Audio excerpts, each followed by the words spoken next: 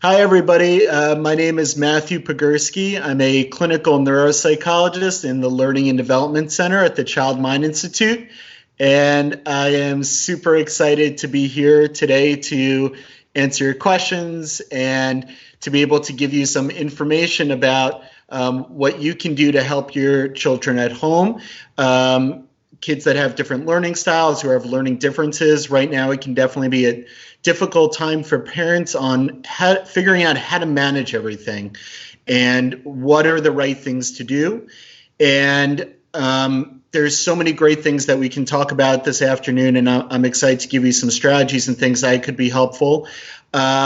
Just some things, honestly, that I think could be really helpful to think about in general, and these are more general tips rather than specific ones, is really to think about creating a structure and a routine at home for your child. I think that's something that has come up a lot in other Facebook Live chats that we've had here at the Child Mind Institute. And for me, that's a really important thing because kids need to understand that that structure is an important part of their day. They need to be able to know that there are plans and that there are things that their parents are doing to keep them engaged and to keep things moving throughout the day. At the same time, I think as parents, there's also a burden on you guys to some extent to be able to create those opportunities and to stay creative and to plan out your child's day while also managing all the things that you have to do for your life. And so that's what I'm hoping we can touch on today and really be able to give you guys some good strategies and information on how to balance really giving your child the right structure throughout their day and being able to support them and their learning needs while also being empathetic and kind and compassionate about your own needs, because that is just as important as supporting your children in this process. So I'm looking forward to all your questions. And hoping I can answer some of your questions this afternoon. I've had a lot of families who have reached out to me, some of my families that I've worked with, whose children that I've evaluated, who have asked about things such as learning resources and tools and educational worksheets and activities. And our team at the Child Mind Institute has started to compile a list of different things like that you guys can do at home with your children to be able to support them in different areas of learning, which is great. And I'm happy to share some of those resources with you guys today. And hopefully some of those things can be helpful.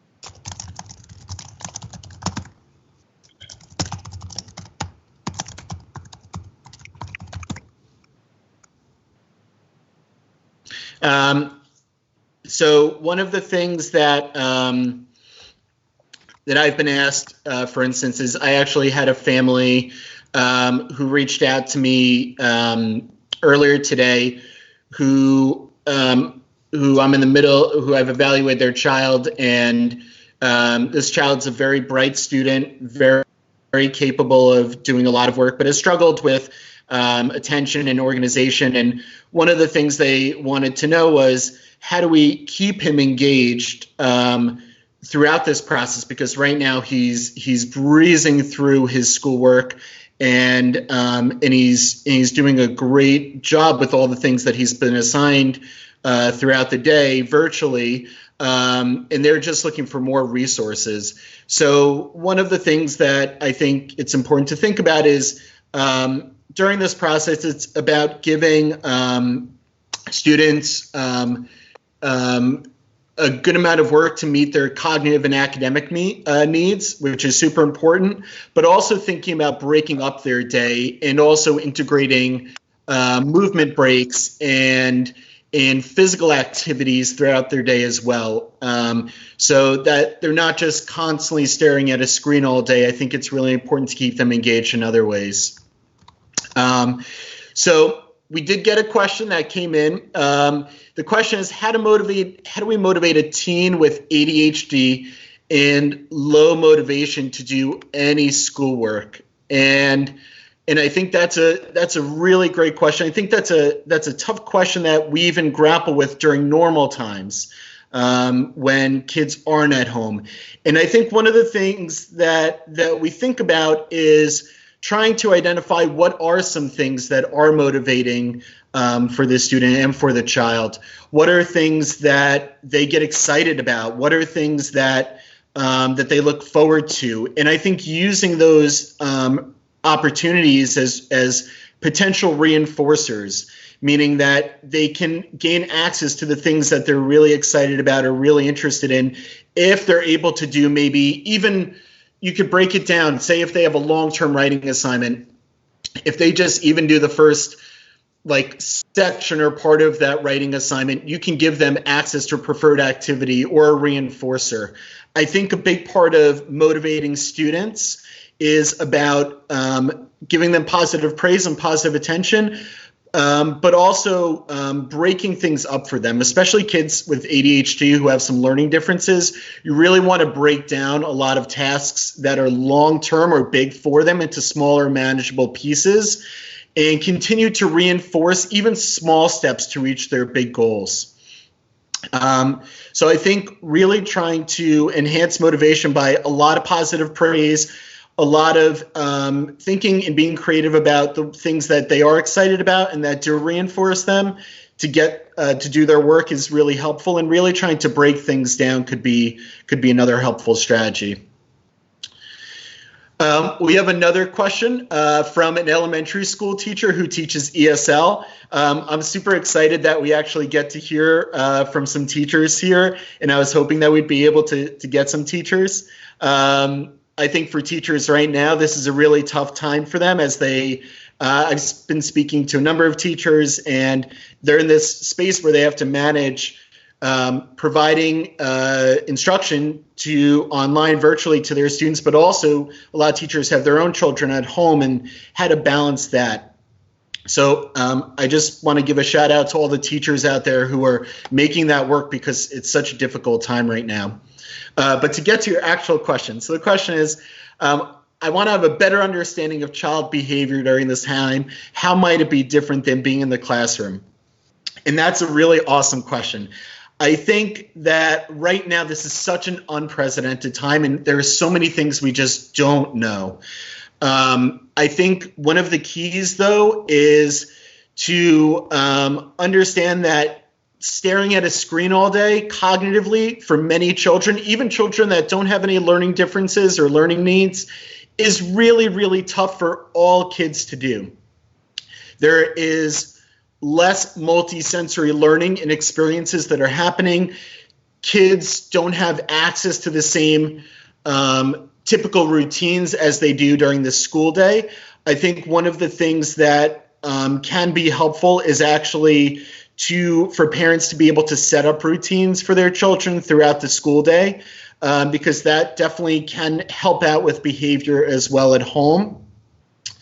I think another piece of this is being able to just set expectations and understanding that it's going to be really hard for kids to focus for a long period of time on certain things, and you might need to break up things even more than you already do throughout instruction, especially for little ones where sitting still can be really hard for them, or older students who may also have some executive functioning issues or attention issues. Sitting still for long periods of time can be really challenging in just looking at a screen.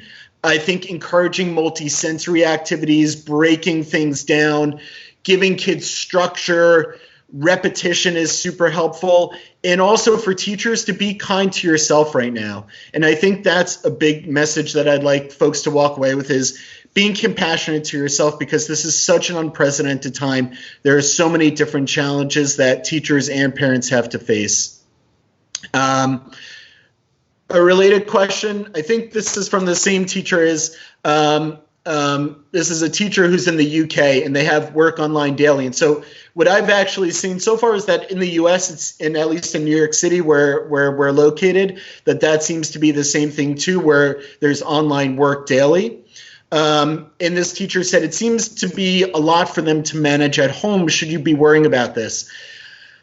I think yes, to some degree, it's something to worry about, but I do think at the same time it's important that you understand that it's a tough thing for school districts to manage as well, right? Because they have their own set of criteria and things that they need to meet at this time too. And I think trying to adapt learning to each of the students in your classroom and trying maybe even to have maybe more discussions with parents about what they're doing at home to work with their kids and opening up those lines of communication with parents, I think honestly is a really helpful tool and strategy right now. I think now more than ever, parents and teachers need to come together and have better communication and keep those lines of communication open so that they can really work together to help out each of their individual students. We got another great question about do we need to give kids a week off to adjust to changes in background stress they might be suffering from? I think that's a great question also. I think my feeling on that is that I don't think just giving a break, a blanket break right now would be necessarily the best thing to do on a broad sweeping level. I think that we want to keep kids in a routine. We want to keep them engaged with school. We want to set them up with different social opportunities that they experience on a daily basis, whether that's through virtual means or through phone calls and things like that. We know that this is a really stressful time for a lot of kids and a lot of families. I think giving kids a lot of skills and tools that they can use to stay calm, to deal with their own anxiety and their own stress is something that we want to focus on. I think parents and teachers, you want to also try and think about what are some really helpful ways that you can manage your own anxiety and stress during these times, because kids can pick up on those things and they will pick up on those things. And so I think just thinking creatively about ways to keep yourself relaxed, to keep rules and schedules routine and consistent would be super helpful. I also just want to remind everybody and sort of take a step back from the questions right now, which are all great, and let's keep them coming. So my name is Dr. Matthew Pogorski. I'm a clinical neuropsychologist here in the Learning and Development Center at the Child Mind Institute. I do want to remind folks that we also have a ton of great resources that are available through our website. Resources on how to manage anxiety, how to manage disruptive behavior at home. We're going to be posting some resources real soon on different educational games and activities and things that you can do to help kids with different learning styles and different learning differences on our website. If you go to childmind.org/coronavirus, you can access those resources. They're free and available for all. And I think definitely try and take advantage of those resources that we have up on our website.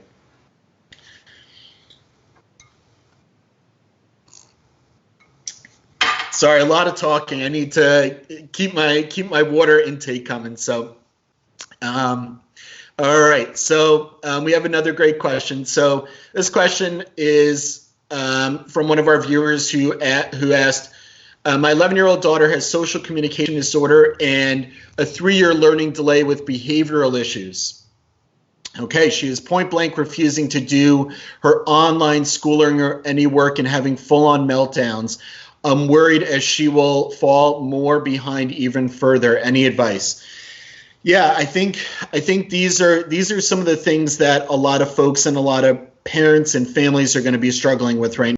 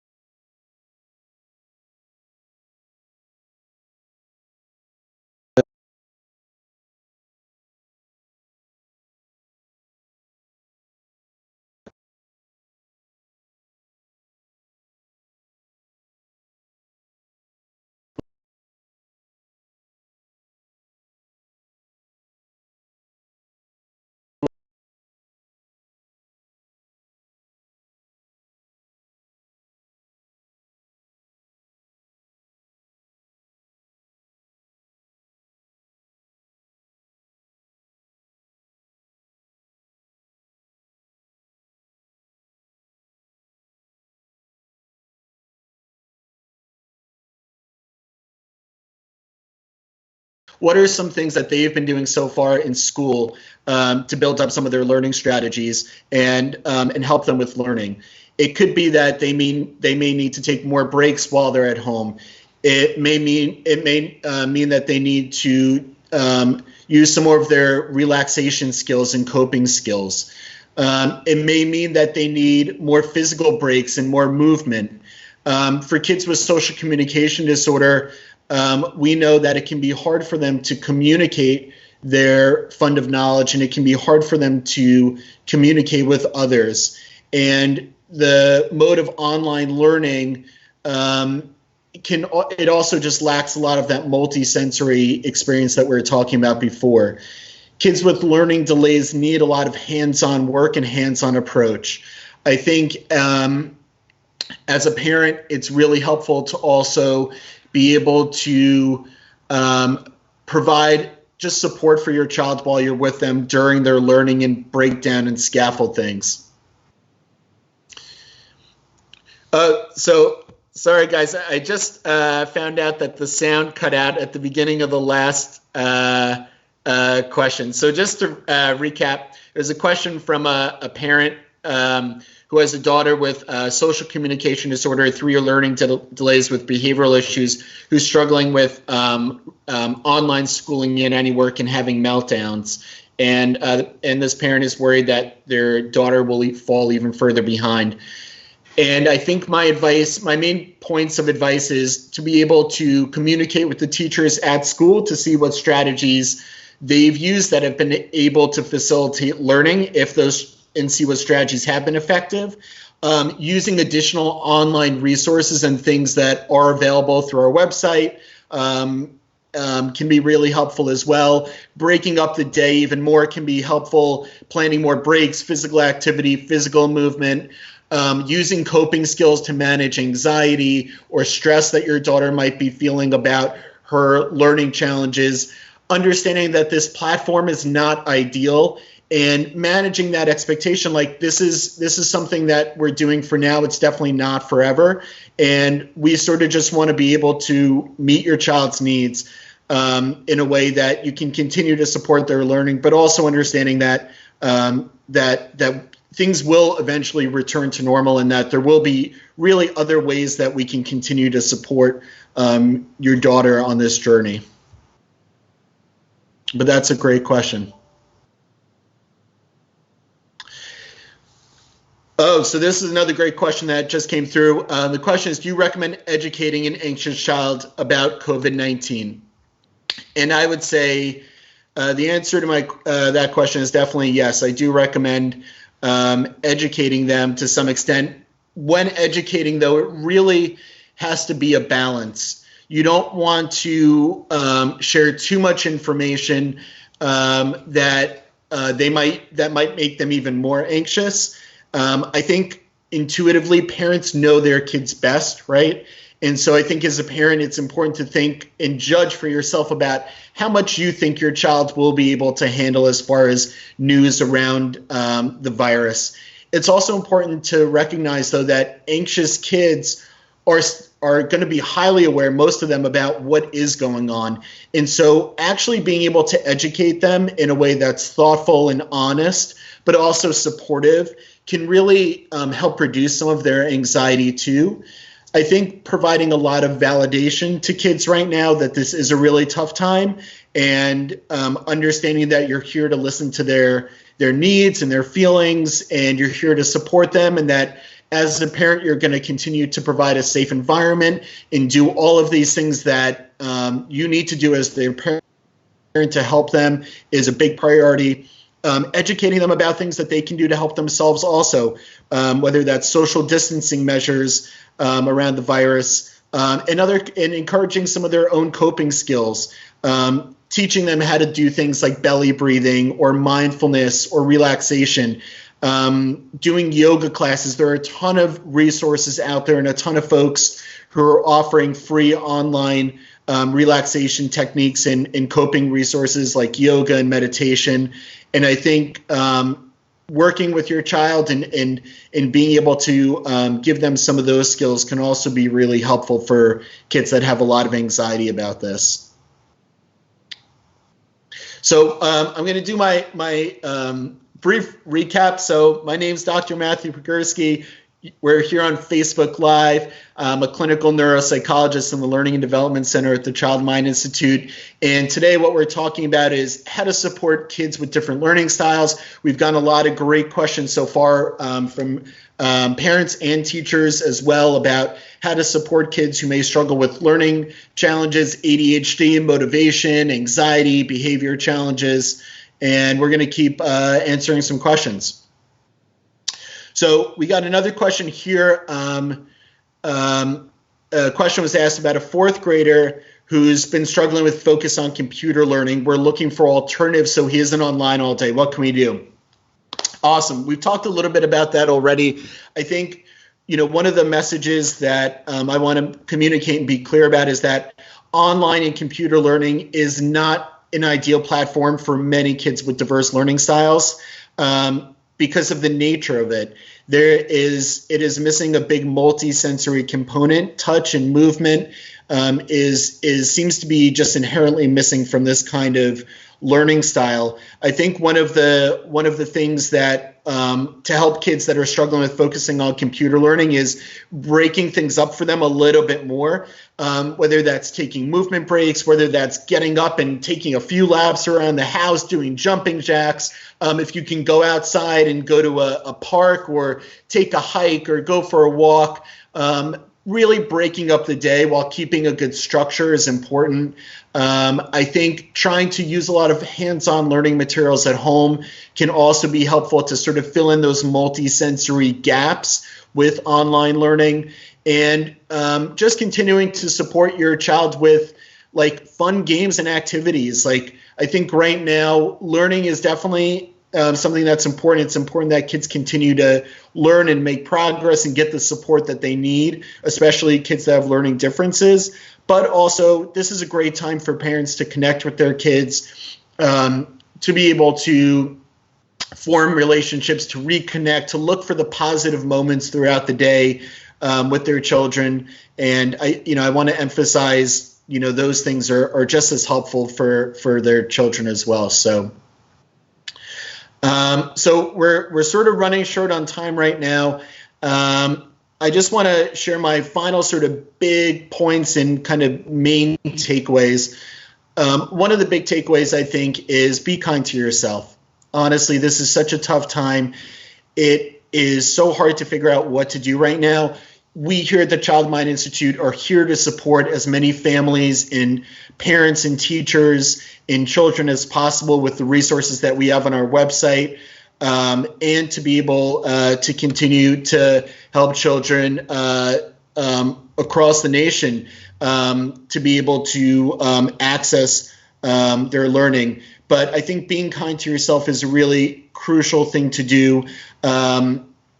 And also being able to understand that this type of learning platform is different and is not ideal for a lot of diverse learners. And so looking for online games and educational activities can be really helpful. We're going to have a great list of those on our website soon. And taking a lot of breaks and keeping structure at home as well, but mixing things in, physical activities, brain breaks, and be creative about coming up with different activities, whether it's physical activities or cognitive activities. Doing a lot of hands-on activities, multi-sensory things are really great to do as well. I think we have time for one more question. I feel like this literally flew by. There are so many other things that I would love to share, but we're a little short on time, but we do have time for one more question. So this is from a teacher, and again, shout out to all the teachers out there who are making this work during this time. You guys are amazing, and I know it's such a tough time, but I just want to give major kudos to you guys. So this question is from a teacher who asked, what are relevant questions if we're to make calls to pupils to check on them? Oh, awesome. I love that question. I think just you can just check in with the parents and say, like, how is so-and-so doing? How are they feeling right now? Are there things that I can give you as your child's teacher to be able to help you at home? I think as a teacher, you can also fill in parents about what levels and what things maybe that your students are at right now, before this all started to unfold. So parents can also figure out and coordinate ways that they can support their child's learning outside of the online learning that they're doing. And I think just letting families know that you're here for them. Families and parents really feel like if they have a great connection with their child's teacher, it makes such a huge difference to them throughout the day. It makes them, it is just another source of support. And that's not to burden you as teachers, to make you feel like you have to carry the weight of it all, but just to understand that you offer something aside from just teaching. The emotional connection that you make is great. And I think parents just knowing that you're here for them and you're able to help them out no matter what is something just really to keep in mind. So we're down to 60 seconds left.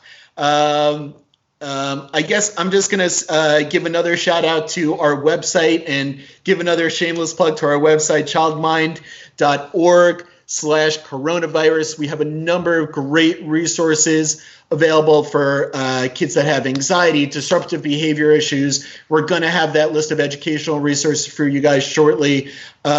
We are always happy to answer any questions and to be able to continue to support the families nationwide who need our help right now. We know this is such a difficult time for so many parents and families, and we are continuing to prioritize and be thoughtful about the mental health and learning needs of children across this country, and really internationally as well. We even had a viewer from the UK, right? So continuing to support as many families as possible as part of our mission, and we're here for you all. So I haven't gotten the cane yet to get off the stage, which is good. I